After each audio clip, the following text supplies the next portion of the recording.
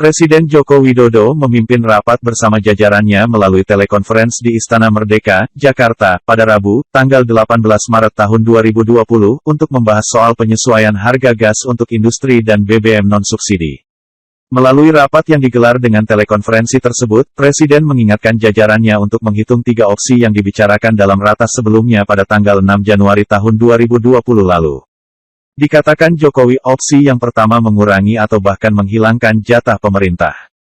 Opsi kedua pemberlakuan domestic market obligation. Opsi ketiga bebas impor gas untuk industri. Jokowi meminta agar dapat diberikan hitung-hitungan, kalkulasinya seperti apa. Presiden juga mengingatkan agar industri yang diberikan insentif penurunan harga gas harus betul-betul diverifikasi dan dievaluasi. Dengan demikian, pemberian insentif penurunan gas akan memberikan dampak yang signifikan dan memberikan nilai tambah bagi perekonomian Indonesia. Menurut Kepala Negara, industri yang diberi insentif harus mampu meningkatkan kapasitas produksinya dan meningkatkan investasi barunya. Mereka juga harus mampu meningkatkan efisiensi proses produksinya sehingga produknya menjadi lebih kompetitif, serta harus bisa meningkatkan penyerapan tenaga kerja. Jokowi meminta evaluasi dan monitoring secara berkala harus dilakukan terhadap industri-industri yang diberikan insentif. Harus ada disinsentif, harus ada punishment, jika industri tidak memiliki performance sesuai yang diinginkan. Sementara itu, terkait dengan harga BBM, Presiden juga meminta jajarannya menghitung dampak dari penurunan harga minyak dunia yang jatuh ke level kurang lebih $30 per barel. Jokowi meminta untuk dihitung dampak dari penurunan tersebut pada perekonomian Indonesia, terutama BBM, baik BBM bersubsidi maupun BBM non-subsidi. Dirinya juga meminta agar dihitung berapa lama kira-kira penurunan tersebut akan terjadi. Kemudian perkiraan harga ke depan. Jokowi menandaskan, hal tersebut harus direspons dengan kebijakan yang tepat, dan juga harus bisa memanfaatkan momentum dan peluang dari penurunan minyak untuk perekonomian negara Indonesia. Berikut rapat terbatas Presiden. Baiklah, Assalamualaikum warahmatullahi wabarakatuh. Selamat pagi, salam sejahtera bagi kita semua. Yang saya hormati Bapak Wakil Presiden, Bapak Ibu Menteri, para Menko yang hadir. Rapat terbatas pagi hari ini, kita akan bicarakan mengenai penyesuaian harga gas untuk industri dan juga BBM non-subsidi. Terkait harga gas untuk industri, kita telah berbicara di 6 Januari yang lalu, dan saat itu saya telah memberikan 3 opsi yang saya minta untuk dihitung, untuk dikalkulasi. Opsi yang pertama, mengurangi atau bahkan menghilangkan jatah pemerintah. Opsi yang kedua, pemberlakuan domestic market obligation, DMO.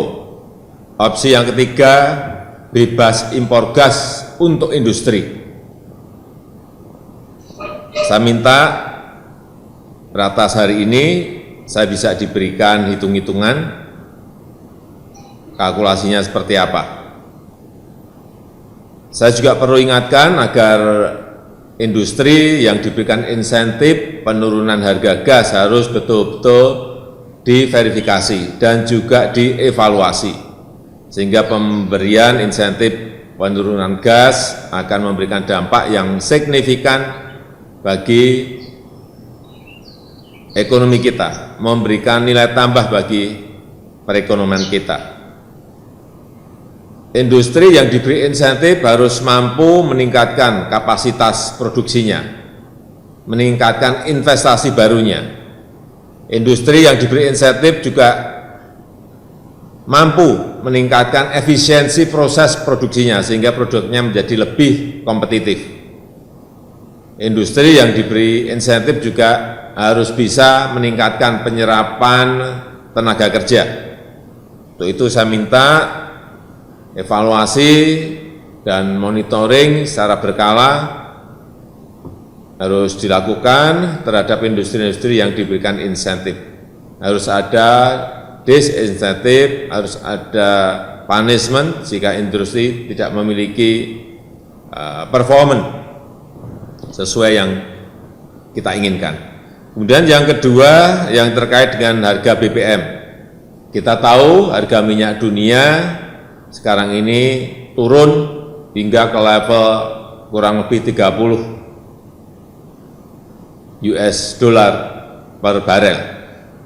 Karena itu saya minta dikalkulasi, saya minta dihitung dampak dari penurunan ini pada perekonomian kita, terutama BBM, baik BBM bersubsidi maupun BBM non-subsidi. Dan juga dihitung berapa lama kira-kira penurunan ini akan terjadi. Kemudian perkiraan harga ke depan. Kita harus merespon kebijakan dengan kebijakan yang tepat, dan kita juga harus bisa memanfaatkan momentum dan peluang ini dari penurunan minyak ini untuk perekonomian negara kita. Saya rasa itu yang bisa saya sampaikan sebagai pengantar.